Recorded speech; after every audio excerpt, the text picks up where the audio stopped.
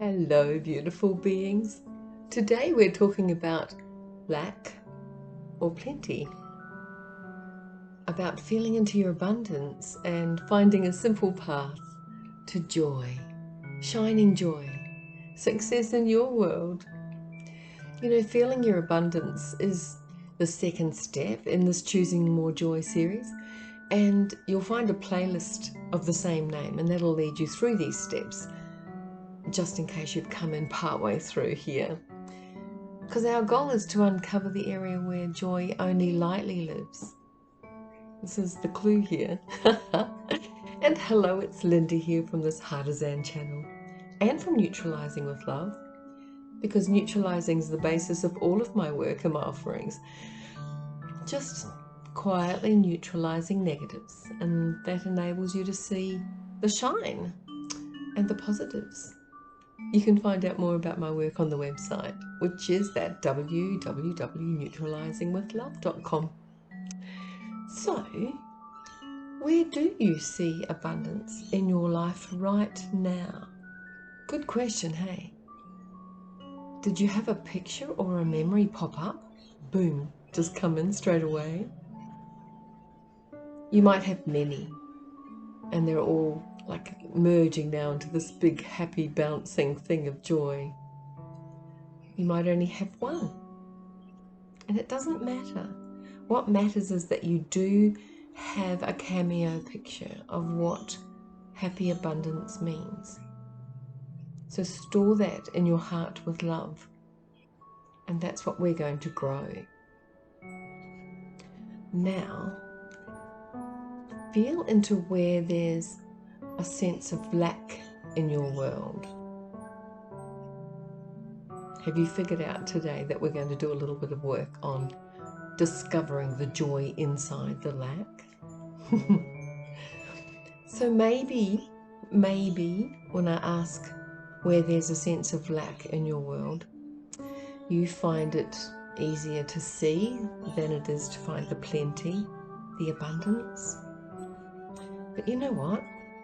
If you can see lack, then it follows that you can also see plenty, that you can also see abundance. And the other thing that I know for sure is that hiding in behind and in between that sense of lack, that's where you find the plenty. But sometimes the lack is just so loud, that finding or speaking out, like using your voice to any kind of abundance, any kind of plenty, just feels like a fairy story. It feels like you're just making a story up. Sometimes it just feels like a lie, and your brain calls you out on it, doesn't it? Anyway, that's why I say, go and find one really small item of plenty inside a lack story, because this is the secret way to dissolve and neutralize lack, to change it on your timeline. For an example, in my worst financial and emotional time, I had the beach. My worst financial and emotional time was actually a time where I had created this beautiful dream of a shop where people bought all of the wonderful things for their bedroom and bathroom that they could have. And circumstances, some in my control and some outside of them, meant that dream finished. But we were living beside the beach. We only had to walk through a beach access to get to the best beach. And swimming, the beautiful dog, Jan, that we had at the time, a fairly unused beach which just gave us like that space, lovely sand, great waves for body surfing, awesome flat beach for building the most amazing adult sandcastle with a moat. So you can see that my memories of this place are actually happy. I remember the barbecues with friends. I remember going out for dinner and coming home and going for a quick dip in the sea before we got home in the dark. That's always more fun. So the horrible experience has actually been overshadowed, if you like, by me digging for the happies, for the beach, the dog, the fun, the love. So do you think you could do that? Do you think you could find where the lack is really loud and go in and turn some of the stuff over and find the morsel of plenty? You can grow that morsel. You can grow that small memory and grow the positive feelings that you find inside that morsel, that little joy. You see, your memories are as exact as you decide to remember them. Do you want to hear that again? Your memories are as exact as you decide to remember them. So write them in a different vein. Write them with a different feeling. This is the sort of work, I just love it. I do it regularly using my rewrite the script process and heart codes.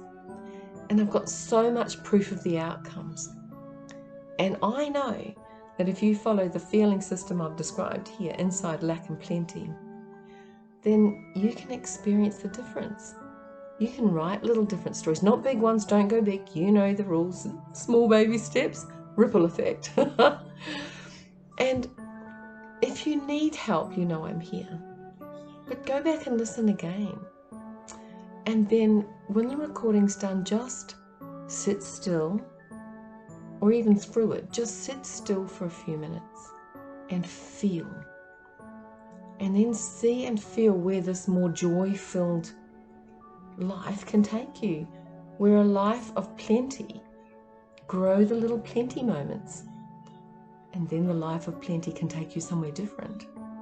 Use all of your senses, feel them, work with them, and feel the flow of this happy. But one of the big clues that I will probably say to you more than once is that when you feel your pictures getting structured by your current reality, i.e. your brain comes in and says rude things, stop. Just rewind a little bit to where you could believe it still. And that's where you stop. And you'll grow your picture this way. You can do this thing. So, if you've enjoyed what I offer here on YouTube, do you feel like hitting the like button? Because it'll assist my work and my sharing. It just means that I hit the algorithms and they go out into YouTube land more. You can subscribe and press the reminder bell if you want to know when I put up my new videos. But beautiful being, go and work on some of that lack and plenty. And I'm sending you love bubbles over the airwaves, wishing you a special and joy-filled day. Lots of love and bye for now.